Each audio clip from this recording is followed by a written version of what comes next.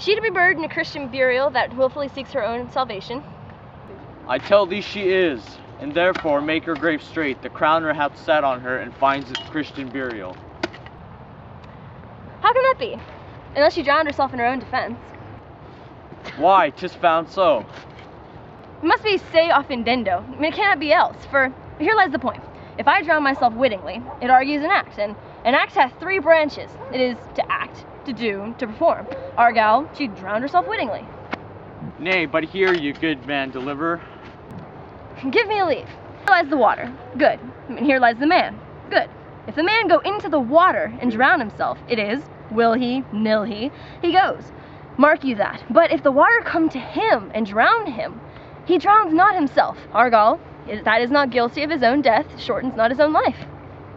But is this law? Hey, Mary ist, the crowner's quest law. Will you have the truth on't? If this had not been a gentlewoman, she should have been buried out of Christian burial. Why, there thou sayest, and the more pity that the great folk should have countenance in this world to drown them or hang themselves, more than that even Christian. Come, my spade. There is no ancient gentleman but gardeners, ditchers, grave makers. They hold up Adam's profession. Was he a gentleman? He was the first that ever bore arms. What art thou, heathen? How dost thou understand the scripture? The scripture says Adam digged. Could he dig without arms? I'll put another question to thee. If thou answerest me not to the purpose, confess thyself. Go to. What is he that builds stronger than either the mason, the shipwright, or the carpenter? The gallows maker, for the frame outlives 1,000 tenants. I like that wit well in good faith. The gallows does well, but how does it well? It does well to those that do in. Thou dost ill to say the gallows is built stronger than our church. Argal, the gallows may do well to thee. To it again, go. Who builds stronger than a mason, a shipwright, or a carpenter? Aye, tell me that, and unyoke.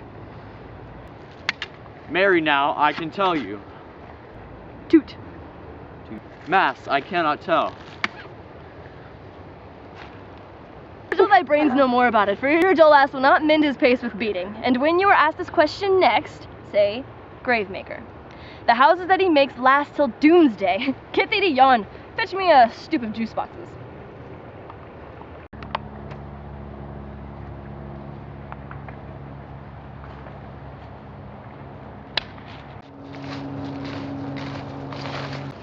Has this fellow no feeling for his business that he sings while he grave making? Custom hath made it a property of easiness for him. 'Tis and so, the hand of the little employment hath the chain to your sense.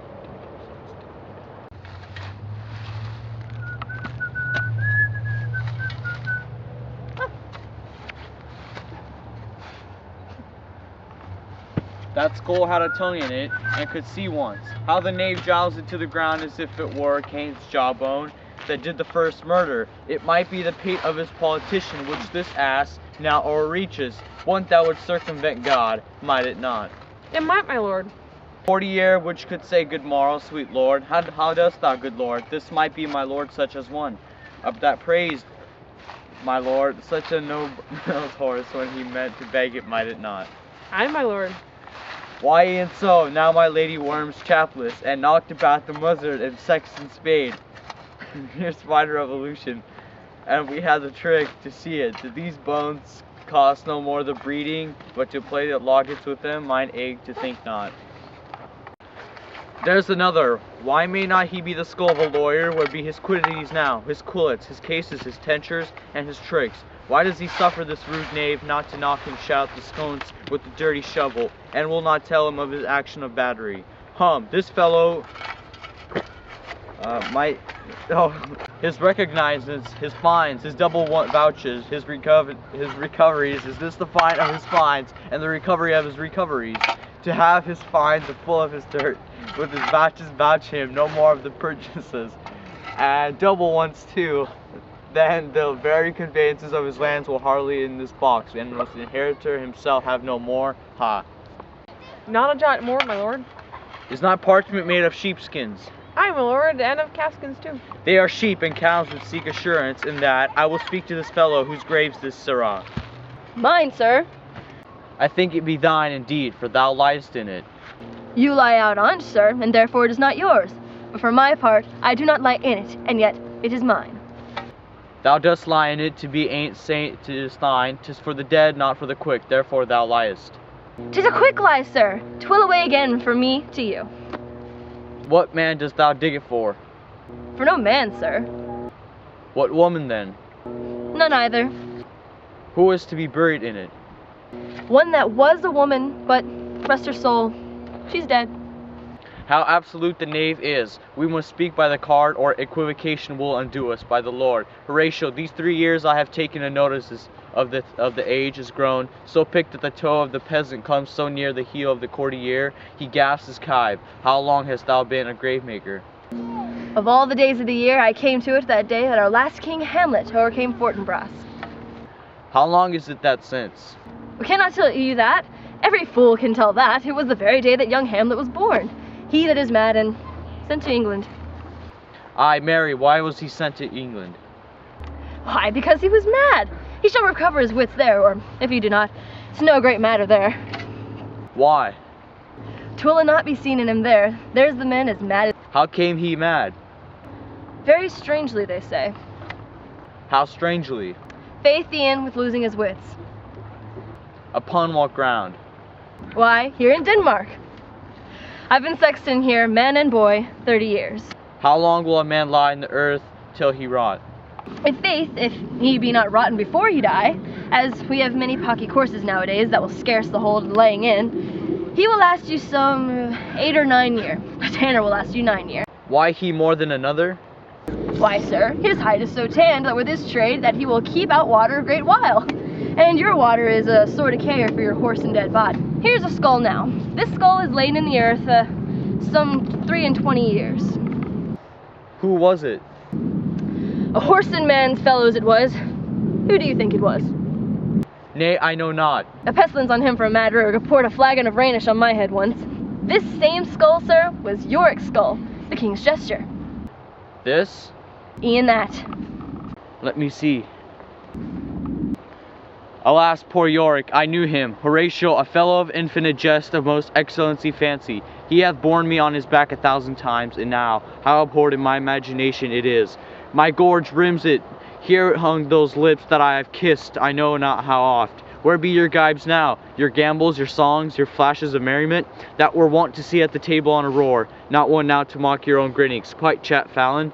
Now get you to my lady's chamber and tell her, let her paint an inch thick to this favor she must come, and make her laugh at that. Prithee, Horatio, tell me one thing. What's that, my lord? Dost thou think Alexander looked at this fashion in the earth? And so? And smelt so. Pah. And so, my lord?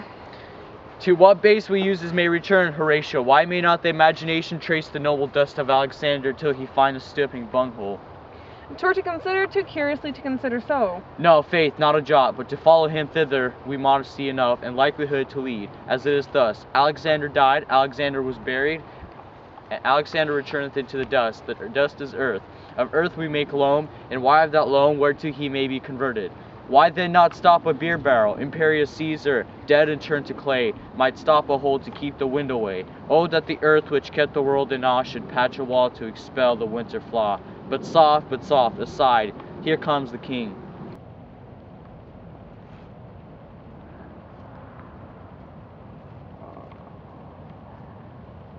The queen, the courtiers, who is this they follow? And with such maimed rites that this doth betoken, the course they follow did with desperate hand fordo its own life. 'Twas of some estate. Couch we a while and mark.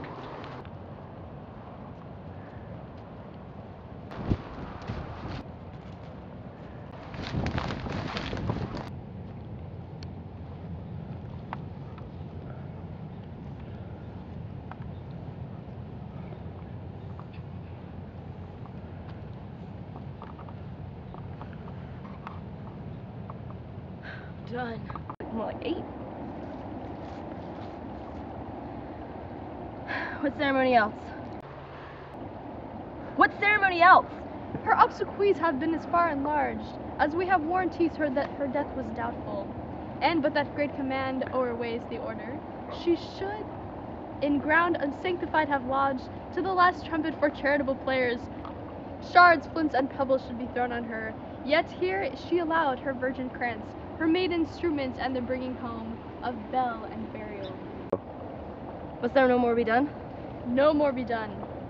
We should profane the service of the dead to sing a requiem and such rest to her, as to peace-parted souls. Lay her in the earth, and from her fair and unpolluted flesh may violets spring. I tell thee, churlish priest, a ministering angel shall my sister be when thou liest howling. Sweets to the sweet farewell.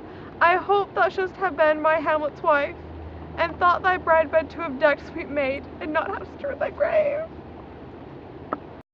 O trouble, woeful, 10 times trouble on that cursed head, whose wicked deed thy most ingenious sense deprived thee of. Hold off the earth a while, so that I might hold her in my arms. What is he whose grief bears such an emphasis, whose phrase of sorrow conjures the wondering stars, and makes them stand like wonder-wounded hearers? This is I, Hamlet the Dane. Oh. The devil take thy soul! Thou prayest not well, I pray thee, take thy fingers from my throat, for though I am not splendid and rash, yet have I something in me dangerous, which let thy wiseness fear. Hold off thy hand. Pluck them asunder!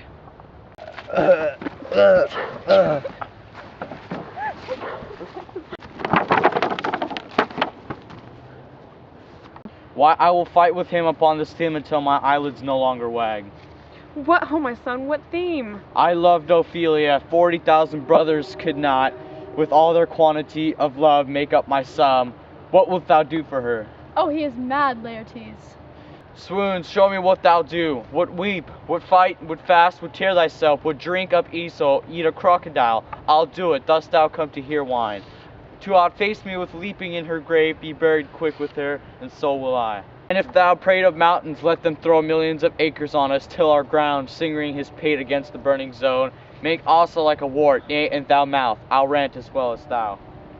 This is mere madness, and thus while the fit will work on him, upon as patient as the female dove, when the golden countlets are disclosed, his silence will sit drooping.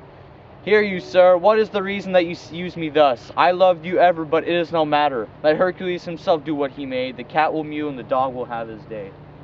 I pray you, good Horatio, wait upon him. Strengthen your patience in our last night's speech. We'll put the matter to the present push.